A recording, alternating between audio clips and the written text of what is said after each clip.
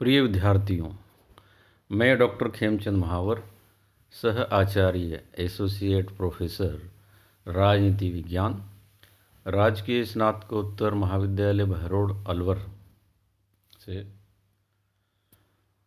आज हम राजनीति विज्ञान का महत्वपूर्ण टॉपिक विषय डेविड ईस्टन का आगत निर्गत सिद्धांत का अध्ययन करेंगे।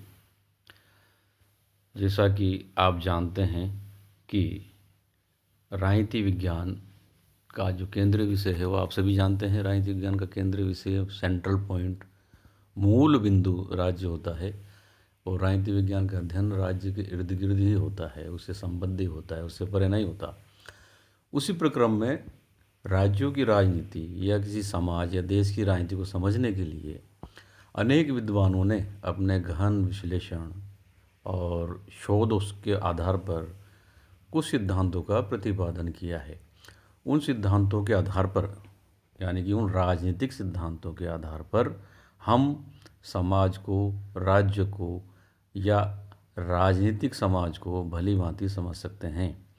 एक राज्य की सीमा में, राज्य के क्षेत्र में कौन सी घटनाएं घटित हो रही है और उनका राज्य से या सत्ता से क्या संबंध है, उन्हीं अंतर संबंधों को बताने के लिए ये राजनीतिक सिद्धांत अस्तित्व में आते हैं या इनके विश्लेषक इन राजनीतिक सिद्धांतों का प्रतिपादन करते हैं। आपने अनेक सिद्धांतों के नाम सुने होंगे, जैसे व्यवस्था सिद्धांत, आगत निर्गत सिद्धांत, संरचनात्मक प्रक्रियात्मक सिद्धांत, राजनीतिक विकास, राजनीतिक आधुनिकीकरण, राजनीतिक संस्कृतिकरण, समूह सिद्धांत, खेल सिद्धांत, निर्णय निर्माण सिद्धांत, नीति सिद्धांत, समूह सिद्धांत। तरह तरह के ये सिद्धांत है जो विद्यार्थियों को एक राज्य के बारे में और राजनीतिक शास्त्र के बारे में एक समझ पैदा करते हैं कि राज्य और समाज में जो कुछ घटनाएं घटित होती हैं उनके पीछे कोई न कोई आधार होता है। वो अनावश्यक, अनायास ही घटित नहीं होती है। अतः राज्य और जनता के मध्य संबंधों का वैज्ञानिक वर्णन और विश्लेषण किया जा सकता है यदि हम गहनता से शोध करें तो। इसी गहन विश्लेषण और शोध के बाद सिद्धांतों की उत्पत्ति होती है। जब समाज में इन सिद्धांतों या उन घटनाओं की के परिणामों की परिणति सर्वव्यापी हो जाती है या हर जगह इस प्रकार की घटनाओं में एक सी घटनाओं की आवृत्ति या दिखाई देती है, तो उस प्रकार की घटनाएं धीरे धीरे विश्लेषण के बाद वो सिद्धांत का रूप ग्रहण कर लेती है। इसी प्रक्रम में आज हम डेविड ईस्टन का आगत निर्गत सिद्धांत का अध्ययन करेंगे। डेविड ईस्टन, जैसे कि आप जानते हैं कि अमेरिका के एक प्रसिद्ध राजनीतिकवेत्ता रहे हैं, राजनीतिक शास्त्री रहे हैं। आगत निर्गत सिद्धांत के माध्यम से ये राज्य में किस प्रकार से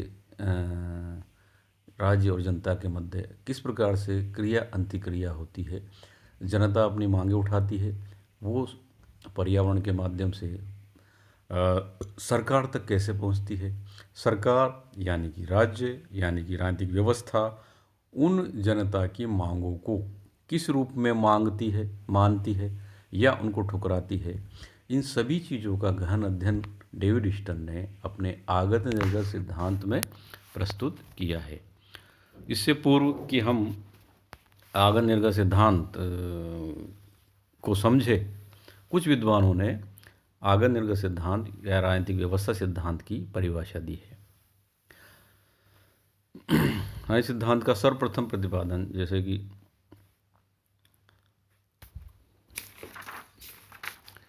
डेविड ईस्टन ने जो इसकी परिभाषा दी है वो मैं आपको बता रहा हूँ कि राजनीतिक व्यवस्था मूल्यों का आधिकारिक आवंटन है।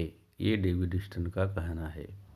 आमंड और पावेल ने इसको इस प्रकार से परिभाषित किया है कि राजनीतिक व्यवस्था से इनके अंगों को आत्मनिर्भरता और उसके पर्यावरण में किसी न किसी प्रकार की सीमा का बोध होता है। Doctor SP. वर्मा ने भी इसे परिभाषित करते हुए कहा है कि व्यवस्था वस्तुओं या तत्वों का वह समूह होता है जिसमें परस्पर विशिष्ट संरचनात्मक संबंध होता है जो विशिष्ट पद्धति द्वारा अंतःक्रिया करते हैं। कैलिंचेरी ने भी इसको परिभाषित करते हुए कहा है कि राजनीतिक व्यवस्था ऐसी संपूर्ण इकाई है जो अनेक भागों से मिलकर बनती है, जो अनेक गुणों का मिश्रण है। देखिए, इस पृष्ठ में आपको कुछ अशुद्धियाँ दिख रही होगी। ये अशुद्धियाँ प्रिंटेड मिस्टेक है, कंप्यूटर की मिस्टेक है, उस पर आप ना जाएं। परिभाषा इसमें गलत लिखा हुआ है, विशिष्ट इसमें गलत लिखा हुआ है, तो ये प्रिंटिंग मिस्टेक है। ये आपको मैं पहले से अवगत करा दूं, क्योंकि ये देखने के बाद कुछ ऐसा लगता है कि ये अशुद्धियाँ लिखी हुई है। अब ये जो परिभाषाएं दी गई हैं, उन परिभाषाओं में ही इस राजनीतिक सिद्धांत का या आगत निर्गत सिद्धांत का अर्थ छिपा हुआ है। विद्यार्थी कृपया ध्यानपूर्वक सुने कि ये जो डेविड स्टन ने राजनीतिक व्यवस्था की जो परिभाषा दी है कि राजनीतिक व्यवस्था मूल्यों का आधिकारिक आवंटन है। इन शब्दों को आप गौर से देखिए।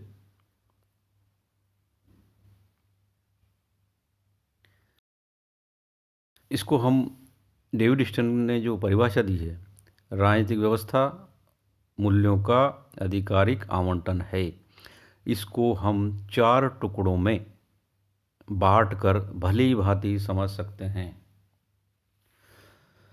जैसे राजनीतिक व्यवस्था का क्या अभिप्राय है, मूल्यों का क्या अभिप्राय है, आधिकारिक का क्या अभिप्राय है और आवंटन का क्या मतलब है।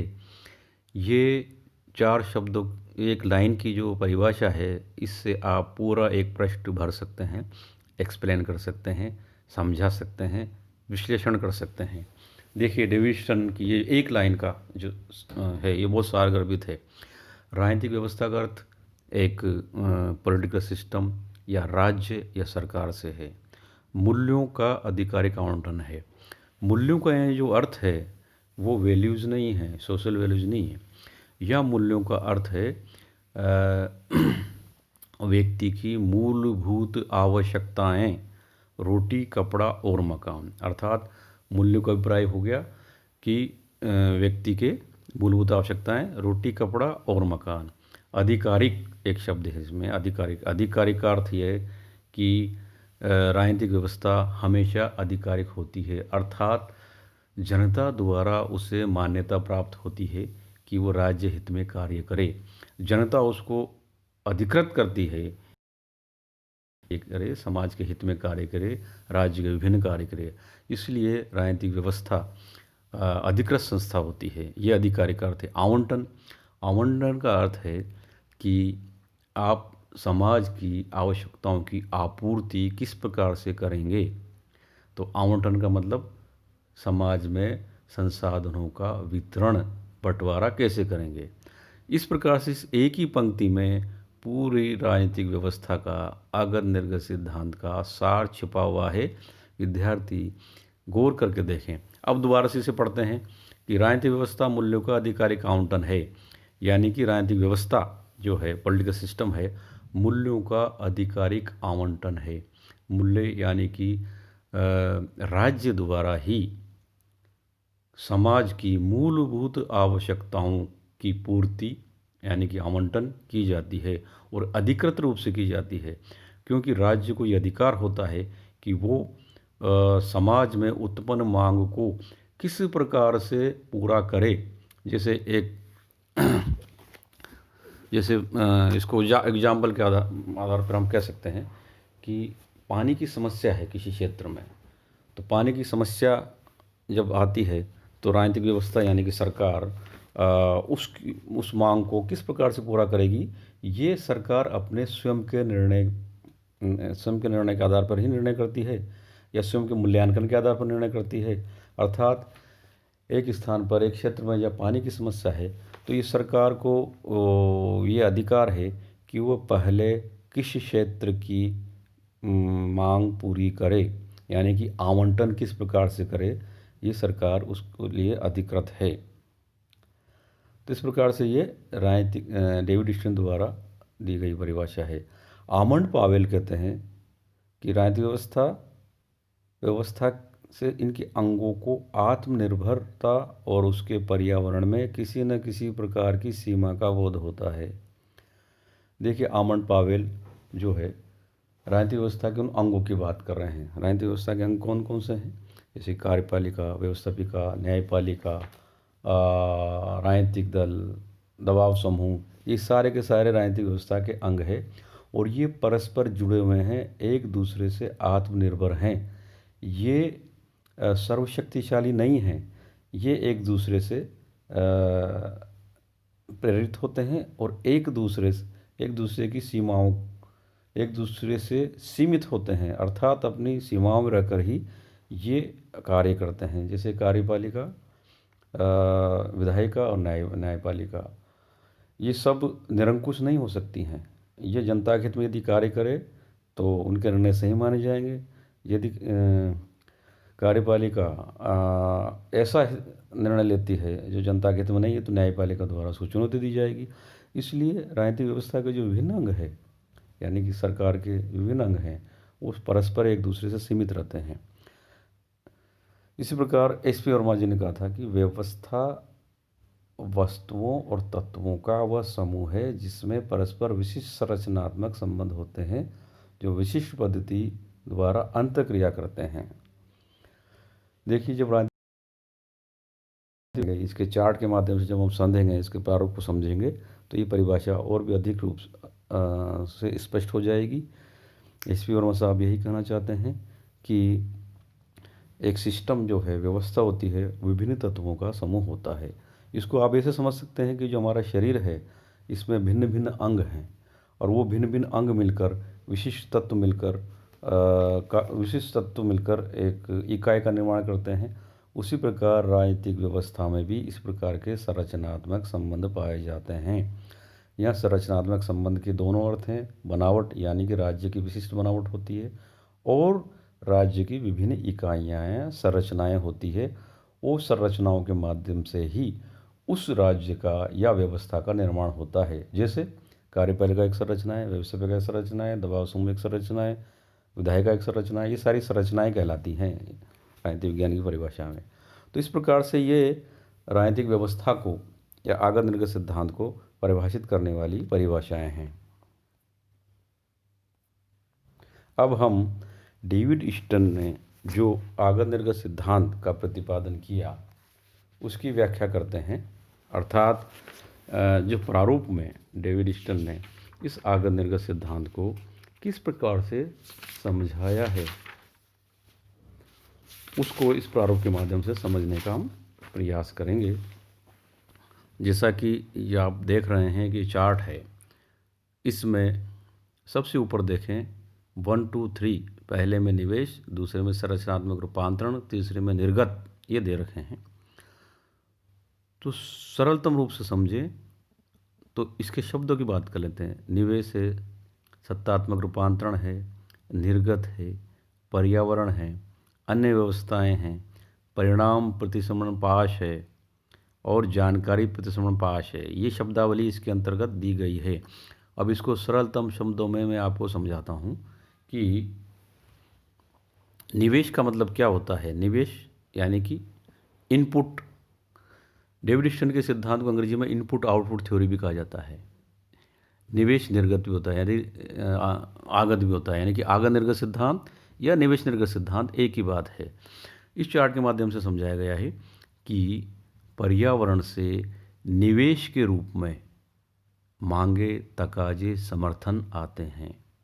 यानी कि समाज को पर्यावरण कहा गया है। पर्यावरण यानी कि समाज। पर्यावरण से विभिन्न मांगे यानी कि जनता की मांगे उठती हैं, तकाजे उठते हैं और उनको विभिन्न राजनीतिक दलों का, दबाव समूहों का समर्थन मिलता है और ये मांगे निवेश का रूप ग्रहण कर लेती है। निवेश के रूप में ये राजनीतिक व्यवस्था में प्रवेश करती हैं, यानी कि सरकार के पास मांगे जाती हैं। जैसे कि इन दिनों किसान आंदोलन चल रहा है, तो किसान आंदोलन के को अनेक राजनीतिक दलों का समर्थन भी मिला है, अनेक दबाव समूहों का समर्थन भी मिला है और वो फिर सरकार के सामने, यानी कि जो भी बीजेपी गवर्नमेंट है उसके सामने गई भी थी, अनेक दौरों की वार्ता भी हुई है। इस प्रकार से ये निवेश जो हैं वो राजनीतिक व्यवस्था में जाती हैं, यानी कि सरकार के पास उनकी मांगे जाती हैं और जब ये सरकार के पास उनकी मांगे जाती हैं, उन पर विचार विमर्श होता है, तो ये मांगों का सत्तात्मक रूपांतरण हो जाता है। यानी कि अब ये मांगे मांगों पर सरकार द्वारा निर्णय लिया जाएगा।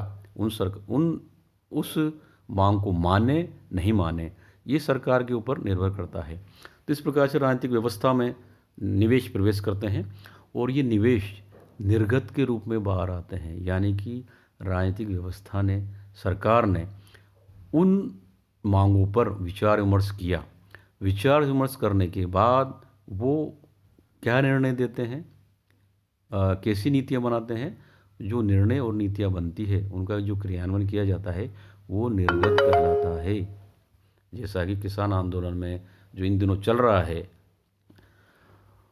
उस किसान आंदोलन का अभी परिणाम सामने नहीं आए, अनेक दौरों की वार्ता हुई है। अब देखिए, जब ये निर्गत के रूप में नीतियाँ निर्णय बाहर आ गए हैं तो ये पुनः एक चक्र चलता है कि सरकार ने जो कुछ नीति बनाई है वो नीतियाँ सही है या नहीं है।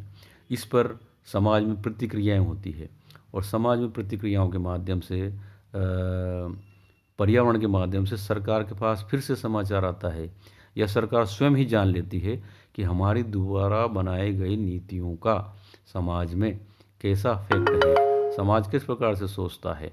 तो समाज यानी कि पर्यावरण से पुनः वो मांगे या प्रतिक्रियाएं सरकार को ज्ञात होती है और सरकार उन पर पुनः निर्णय लेती है। तो इसमें देखिए दो तरह की प्रतिसमरण पास है। प्रतिसमरण पास को पुनर्निर्वेश भी कहते हैं, अंग्रेजी में इसको कहते हैं फीडबैक लूप। तो इसमें प्रारूप में आप देख रहे होंगे चित्र में कि एक जानकारी प्रतिसमरण पास है, उसमें एरो लगा हुआ है, सीधा राजनीतिक व्यवस्था में प्रवेश कर रहा है। दूसरा परिणाम प्रतिसमरण पास है, जो एक चक्र के अनुसार सर्कल पूरा करते हुए निवेश में उसका एरो दिया हुआ है। ये दोनों क्या है? ये दोनों ऐसे माध्यम है जिनके माध्यम से सरकार तक सूचनाएं पहुंचती हैं। जानकारी प्रतिसमरण पास के माध्यम से सरकार अपने स्रोतों से, अधिकृत स्रोतों से सीधे जानकारी प्राप्त कर लेती है। और परिणाम प्रतिसमरण पास जो नीचे दर्शाया गया है या अन्य पर्यावरण व्यवस्थाएं जो लिखी है, ये एक ऐसा सर्कल है या ऐसा चक्र है जो पर्यावरण में उठने वाली मांगे एक निश्चित प्रक्रिया के तहत सरकार द्वारा पहुंचती है। यानी कि जानकारी प्रतिसमरण पास के माध्यम से जानकारी सीधे पहुंचती है और परिणाम प्रतिसमरण पास के माध्यम से एक निश्चित प्रक्रिया द्वारा, यानी कि समाज में जो कुछ घटनाएं चर्चाएं होती है वो सरकार तक धीरे धीरे पहुंचती है। तो इस प्रकार से डेविड स्टन ने ये आगत निर्गत सिद्धांत का मॉडल प्रस्तुत किया है और यही इसका आगत निर्गत सिद्धांत है। इसका सार यही है कि राजनीतिक व्यवस्था में पर्यावरण से मांगे निवेश के रूप में जाती हैं और वो नीतियों और निर्णय के रूप में, जिसको निर्गत कहा जाता है, बाहर आती हैं। ये इस प्रक्रिया के माध्यम से सरकार निर्णय लेती है। धन्यवाद।